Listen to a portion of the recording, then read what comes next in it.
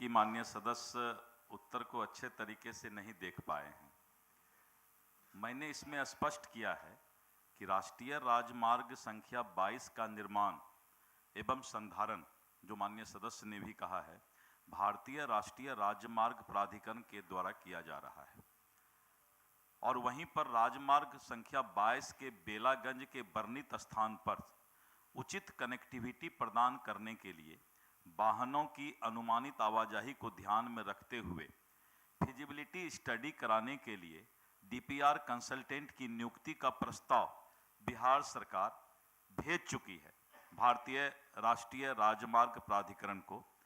जैसे ही वहां से अनुमति प्राप्त होता है, भारतीय राष्ट्रीय राजमार्ग प्राधिकरण के द्वारा डीपीआर का कार्य प्रारंभ कर दिया जाएगा। यानी ये चीज़ प्रोसेस में आ चुका है और वहाँ पर हम लोग जो है भेज भी चुके हैं।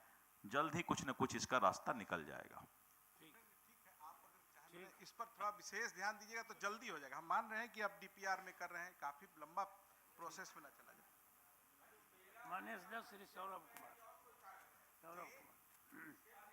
सभापति महोदय, उत्तर बहुत ही स्पष्ट है कि पथ अधिग्रहण की नई नीति पत्रांक 1548 दिनांक 25/2/2020 के आलोक में ग्रामीण कार्य विभाग द्वारा अपने स्वामित्व वाले पथों का उन्नयन स्वयं कराया जाना है।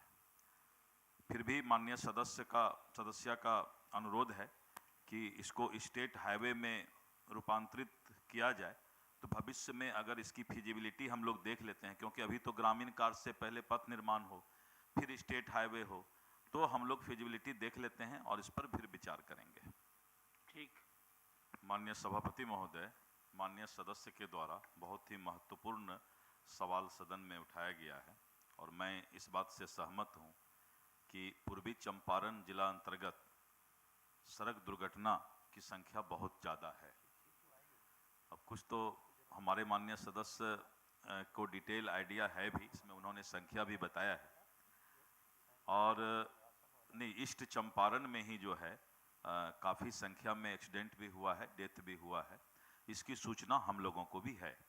इसीलिए हम लोगों ने सभी पथों में सड़क सुरक्षा कार्य उपाय, रोड मार्किंग, रोड साइनेज, गति संकेतक, चिन्ह बोर्ड, क्रैश बैरियर को हम लोगों ने जो है अधिष्ठापन किया है और जेब्रा क्रॉसिंग का भी अधिष्ठापन इत्यादि कार्य किया गया है।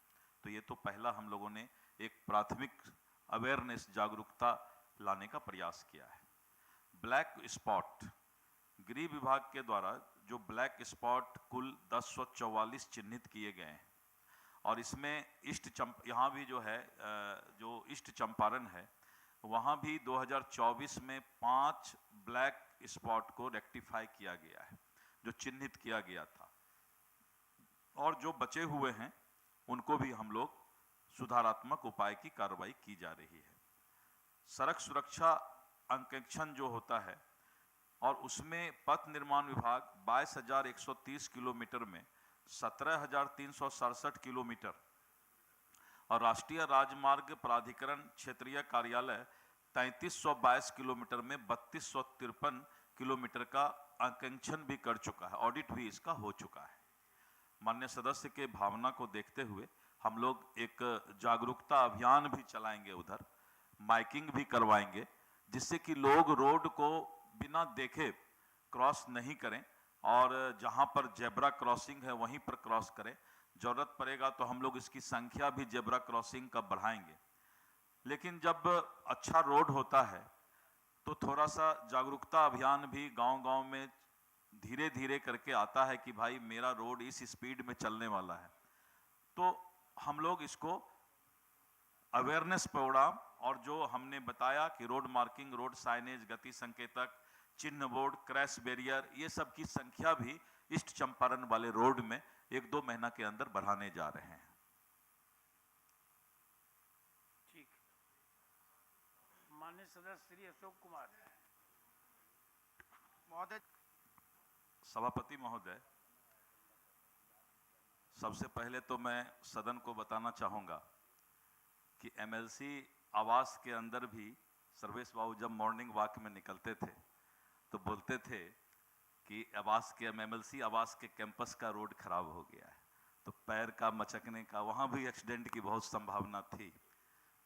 पथ निर्माण मंत्री बनने के बाद भी मैं उसी कैंपस में रहता था, तो अभी बहुत अच्छा रोड जो है पथ निर्माण विभाग आपका MLC आवास का बना रहा है, और साथ साथ विधानसभा विधानमंडल कैंपस का भी हम लोग आपको अच्छा चलने के लिए बना दिए। सवाल बहुत यहाँ जो डॉक्टर मदन मोहन झा जी माननीय सदस्य का सवाल है, बहुत ही उन्होंने सोच विचार कर ये सवाल किया है। 2-3 बातें मैं बताना चाहूँगा। एक तो जो फुट ओवर ब्रिज हम बनाते हैं, मांग होता है कि फुट ओवर ब्रिज बनाया जाए, लेकिन जब आप CCTV कैमरा से देखेंगे कि महोदय 1 महीना में 5-10 लोग भी फुट ओवर ब्रिज पर चढ़कर इस पार से उस पार नहीं जाते हैं। सब चाहते हैं कि शॉर्टकट रास्ता में हो, लेकिन ये जो अटल पथ में 4 जगह बेली रोड, शिवपुरी, राजीव नगर और अशोक राजपथ में फ्लाईओवर का निर्माण किया गया। इसीलिए किया गया कि नीचे का आवागमन आसानी से होता रहे, और इसके साथ साथ सुगम परिचालन हेतु underpass, foot over bridge, speed breaker और सर्विस लेन में जाने हेतु साइन बोर्ड आदि का प्रावधान किया गया है। और महोदय पैदल यात्रियों के लिए पार करने के लिए 4 फुट ओवर ब्रिज का भी प्रावधान MLC क्वार्टर, पुनाई चक, महेश नगर एवं कुर्जी नाला लेन के पास किया गया है। हम MLC फ्लैट के सामने ही जब भी जाते हैं देखते हैं फुट ओवर ब्रिज पर कोई नहीं चढ़ता है। तो इसको थोड़ा सा जागरूकता लोगों में आने की जरूरत है कि जबरदस्ती हम रोड पर जा करके, और आप पटना में देखे होंगे जगह जगह हम लोगों ने स्पीड ब्रेकर के लिए कैमरा भी लगाया है। आपको आता होगा मैसेज कि 2000 रुपये फाइन आपको किया गया। तो 1 मिनट, स्पीड ब्रेकर यानी कभी कभी VIP लोग का गाड़ी का स्पीड जो है नहीं रुकता था, तो हम लोगों ने उस कैमरा को बोला कि भाई कोई भी हो, सबको एक नजरिए से लो और उसको जो है चिन्हित करके बताओ कि कौन सा गाड़ी फुल स्पीड में चल रही है।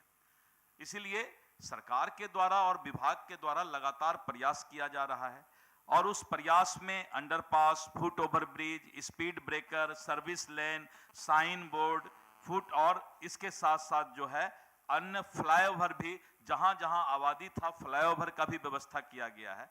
इसके अलावा भी अगर कोई और सुझाव हो तो माननीय सदस्य भी सुझाव दें, और दूसरा कि हम लोग भी दिखवाते हैं कि कैसे इसमें और रुकावट लाया जा सकता है। माननीय सभापति महोदय, ये जितने भी एक अध्ययन दल बना देता हूं, माननीय सदस्य को भी उसमें सदस्य में रखता हूं जी, निश्चित और जरूर आपका सुझाव हम मंत्री जी मानेंगे। एक और है मेरा